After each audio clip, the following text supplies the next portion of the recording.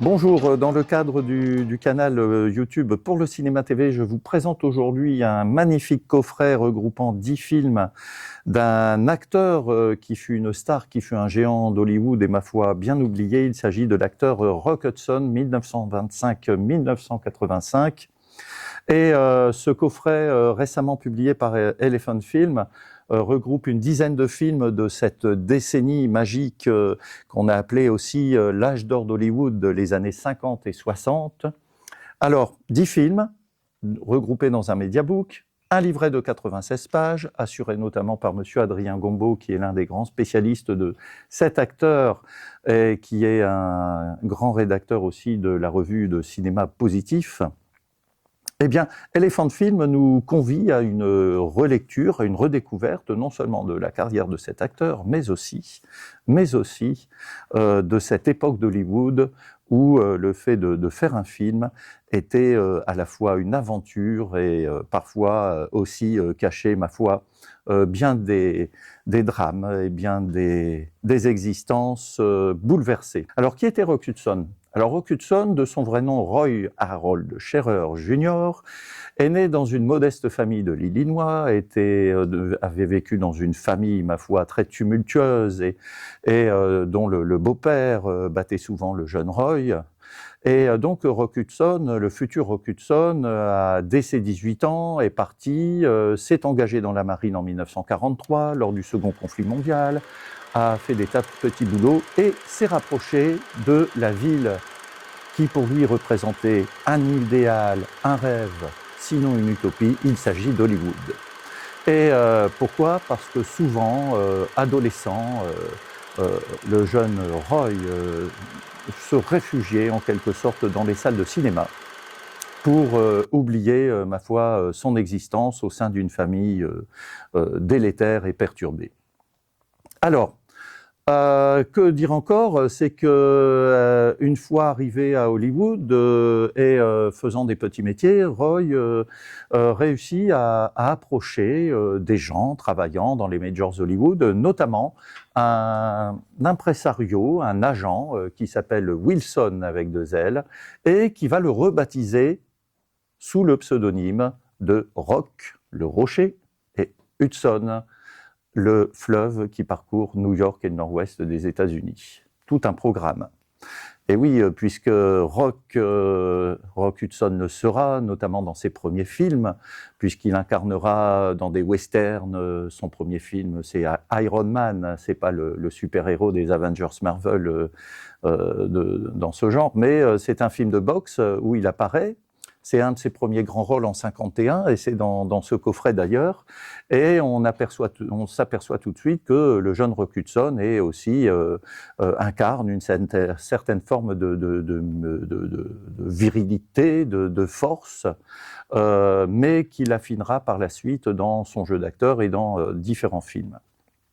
Alors, je reviens à cela, c'est qu'en fait, il faut savoir que Rock Hudson, ce sera aussi un pseudonyme qui va cacher une double existence de cet acteur et qui sera une double existence qu'il devra endosser avec une certaine forme de tristesse. Pourquoi ? Il faut savoir que Rock Hudson était homosexuel et qu'à l'époque, à Hollywood, cela passait encore très mal. Désormais, bon, c'est rentré dans les mœurs, mais à l'époque, comment dirais-je, il fallait bâtir une légende autour des jeunes acteurs, autour des jeunes pousses, des jeunes talents, et donc Wilson et les majors Hollywood vont inciter Rock Hudson à se fiancer avec des starlettes de l'époque, à être le compagnon élégant de certaines de ses camarades de jeu au cinéma. Et en fait, il devra mener quasiment jusqu'à la fin de sa vie son homosexualité de manière cachée. Voilà. Et parfois dans des circonstances qui lui vaudront parfois des rumeurs et des maladresses de la part de certains journaux à scandale, évidemment. Je poursuis un petit peu sur le coffret, en même temps que sur la vie et la carrière de Rock Hudson. Ce coffret qui regroupe 10 films. Alors parmi ces 10 films, on a des films d'aventure, on a des films d'action, on a des films sentimentaux, on a des comédies sentimentales. Nous avons aussi des films qui sont de grandes tragédies, de grandes tragédies en Technicolor. Nous avons par exemple donc Iron Man, nous avons La légende de l'épée magique, nous avons Le secret magnifique, nous avons Étrange compagnon de lit, nous avons nous avons aussi, comment dirais-je, L'homme de Bornéo, nous avons également des tas d'autres films tels que Les yeux bandés, Tobruk commando pour l'enfer, qui clôt ces 2 décennies par un magistral film de guerre. Nous avons aussi Le rendez-vous de septembre, pour ne parler que de ces films-là.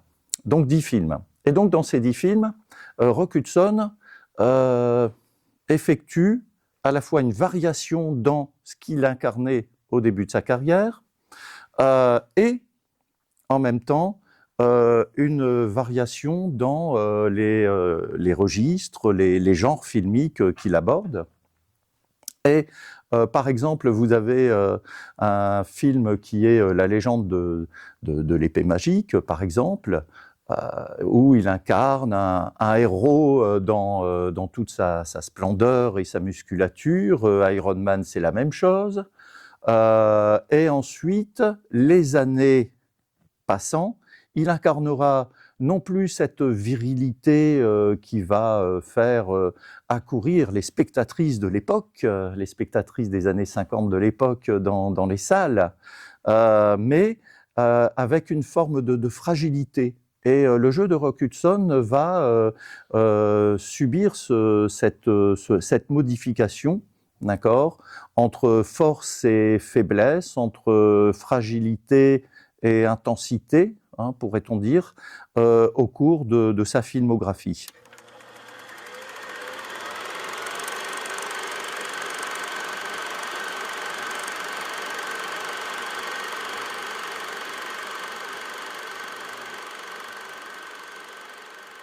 Alors, parmi les films que vous avez ici, vous avez des films qui sont représentatifs aussi de ce que savait faire Hollywood à l'époque pendant ces 2 décennies, au niveau du cadrage, au niveau du montage, au niveau des décors, au niveau des costumes, au niveau de la mise en scène, puisque vous avez quand même souvent derrière la caméra des réalisateurs d'énormes talents. Je pense à Douglas Sirk, qui a été certainement le père spirituel de Rock Hudson au niveau de sa formation d'acteur. Et là, ici, vous avez Le secret magnifique avec Jane Wyman en 1954, qui est une splendeur. Vous avez également Tobruk commando pour l'enfer de 67 avec George Peppard, que vous connaissez peut-être tous avec son rôle télé de John Hannibal Smith dans l'agence Touriste, The A-Team, où le duo Rock Hudson-George Peppard fonctionne à merveille parce qu'ils savent à la fois décliner intériorité et action. Et puis, vous avez aussi des comédies sentimentales avec Doris Day. Par exemple, vous avez ici, je remets mes lunettes, Confidence sur l'oreiller, qui est la première série d'une comédie sentimentale avec Doris Day, qui va être le premier d'une série qui déclinera des variations sentimentales, des comédies sentimentales avec un couple qui sera célèbre et formidable à l'écran, sur le grand écran, Rock Hudson et Doris Day. Alors Doris Day, que l'on connaît peut-être davantage en France pour avoir été la partenaire de grands films dans des années 50, avec notamment James Stewart, Alfred Hitchcock, L'homme qui en savait trop en 1956. Alors, et c'était d'ailleurs, comme dans la première version de 34, un acteur français qui incarnait l'agent secret qui se fait assassiner dans le premier quart du film. Hein. Là, c'était Daniel Gélin dans les années 50, et puis c'était Pierre Freinet en 34, voilà. Alors, dans la première version de L'homme qui en savait trop. Alors, je reviens sur ça aussi, sur ce coffret. Donc, ce coffret est finalement représentatif de ce que savait faire Rock Hudson, aussi de ce que savait faire le Hollywood des années 50-60, qui a été un âge d'or, avant d'être concurrencé notamment par la télévision, avant aussi de subir aussi les mouvements des années 60, à partir du milieu des années 60.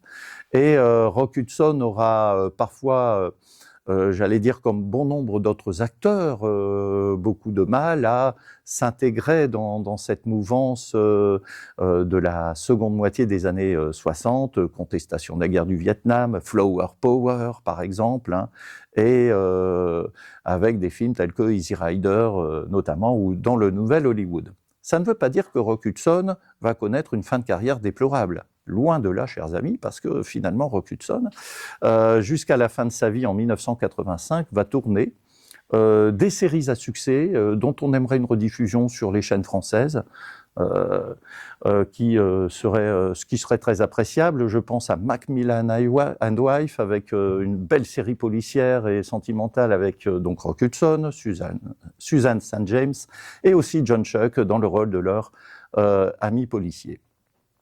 Et puis, c'était dans la mouvance de tous ces films et tous ces téléfilms et toutes ces séries qu'on nous présentait à l'époque, tels que Banachek avec George Peppard, tels que Columbo avec Peter Falk également. Et puis, il y a une autre série qui a connu une saison, mais qui est très très appréciable, où Jack Scalia incarnait le fils de Rock Hudson. Il s'agit de Devlin Connection. Voilà, une série policière, série d'aventures, ma foi, très sympathique en 82.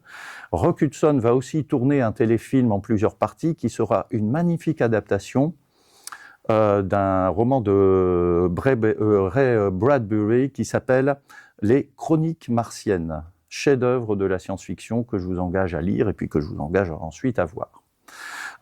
Et puis il incarnera aussi des films qui seront moins brillants, disons, que ceux qu'il a tournés avec Douglas Sirk, que ceux qu'il a tournés avec, par exemple, Robert Mulligan ou Arthur Hiller ou même Howard Hawks. Mais il ne sera jamais un acteur que l'on va oublier ou faire tomber dans les limbes.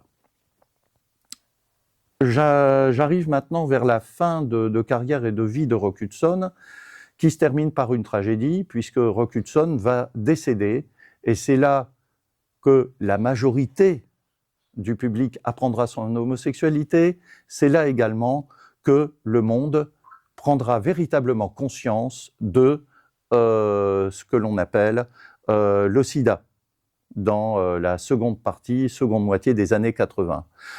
Des artistes qui étaient assez connus à l'époque, tels que Klaus Nomi, étaient déjà décédés du sida, mais on parlait plutôt de cancer. Rock Hudson sera le premier, en voyageant notamment en France pour subir des hospitalisations, à reconnaître être victime du sida. Et ses amis Lynn Renaud et Jacques Chirac tenteront de l'aider, d'accord, en France, mais malheureusement Rock Hudson, à bout de souffle et amaigri, décédera en 1985.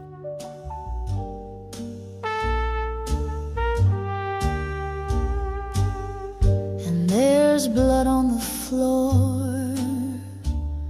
where the neighbors left a knife.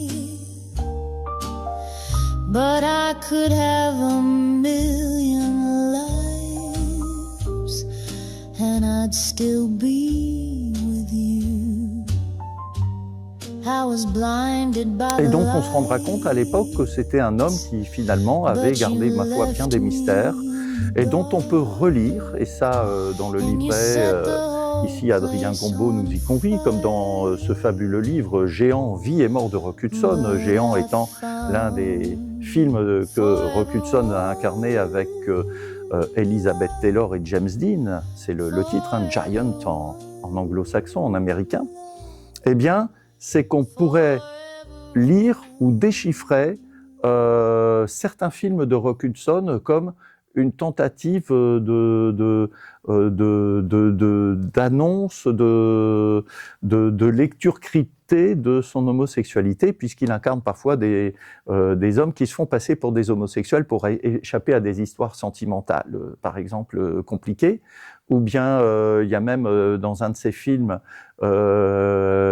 on parle d'hommes enceints et le docteur dit, vous savez que la médecine a encore, son médecin lui dit, vous savez encore que la médecine a bien des progrès à accomplir dans ce domaine. Ou bien Rock Hudson, dans un film, dit vous savez, ma chère madame, il y a moi, je suis quelqu'un de très attaché à ma maman. Enfin voilà, il y a une sous-lecture qui est possible, mais finalement, Rock Hudson est un acteur qui est plus qu'estimable et à redécouvrir. Et puis, c'est quelqu'un aussi qui, s'il a été employé par des gens de talent comme Douglas Sirk qui disait à propos des acteurs, et je pense que là, il parlait aussi de Rock Hudson et qui disait en substance que la caméra sert à décrypter, déchiffrer les mystères des gens.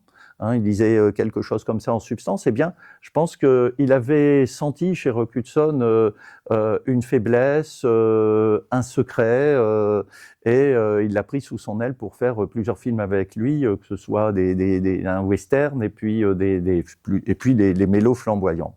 Alors, c'est aussi l'occasion de revoir aussi des acteurs, des actrices. Hein. Je citais Jane Wyman tout à l'heure, et puis il y a Gina Lollobrigida dans Le Rendez-vous de septembre. C'est un film quand même assez particulier. C'est l'histoire d'un homme qui voyage en avion, qui se déplace tout le temps en avion, voilà, et qui est tout le temps pris, voilà, entre deux escales. Et finalement, il n'a qu'un seul rendez-vous en septembre chaque année avec sa maîtresse. Voilà. Donc, on peut y voir et y lire ce qu'on veut, mais enfin bon, voilà. Et ensuite, donc Gina Lollobrigida, vous avez Doris Day, vous avez aussi, alors là, quand vous voyez les yeux bandés, vous prenez plaisir à voir ce film-là parce que c'est un film très sympathique et très bien fait. Et puis il y a Claudia Cardinal. Alors un couple comme Rock Hudson ou Claudia Cardinal, c'est quand même maintenant assez touchant à les revoir, assez émouvant à les revoir, ces deux-là. Et puis donc George Peppard, et puis vous avez aussi d'autres acteurs comme Jeff Chandler, hein, dans le premier, là, le film de boxe Iron Man par exemple.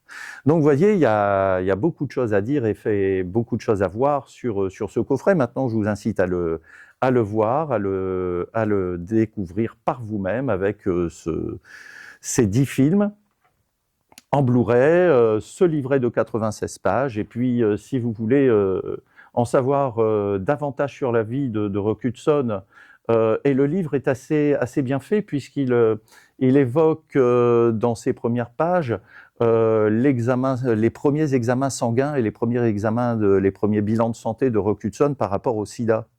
Et il le fait sous son véritable nom qui est Monsieur Scherer. Et donc, petit à petit, on apprend ce qu'est cette maladie, d'où proviendraient les causes et les origines de cette maladie, la localisation de cette maladie. C'est à la fois un livre qui fait le parallèle entre ceci et, disons, la vie et la carrière de Rock Hudson, hein, voilà, un géant, hein, vie et mort de Rock Hudson par Adrien Gombaud. Donc voilà.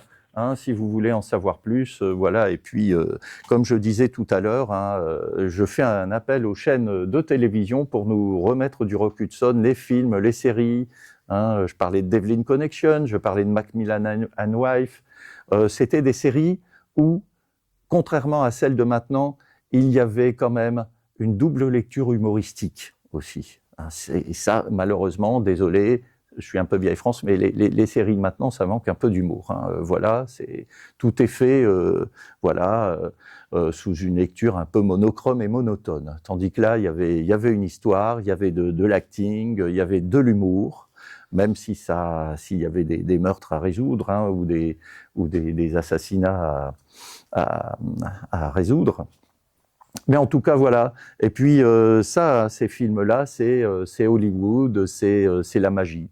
D'accord, c'est la magie du cinéma. C'est à une époque où on ne faisait pas que des films. On ne faisait pas que des films, on faisait aussi du cinéma. Voilà. Ça, c'est un petit appel aussi, hein, maintenant, parce que maintenant, on sait faire beaucoup de films. Ça, on sait faire beaucoup de films. C'est encore faire du cinéma, c'est une toute autre affaire. Ben voilà, mesdames, messieurs, je vous souhaite une excellente journée, puis à très bientôt pour une nouvelle émission dans le cadre de la chaîne Pour le Cinéma TV. Au revoir.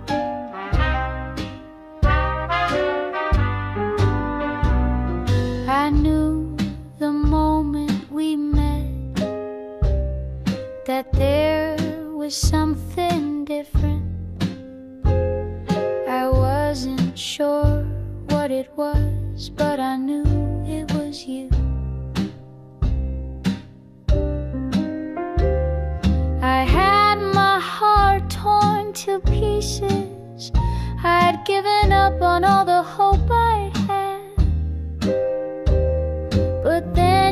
came along and you showed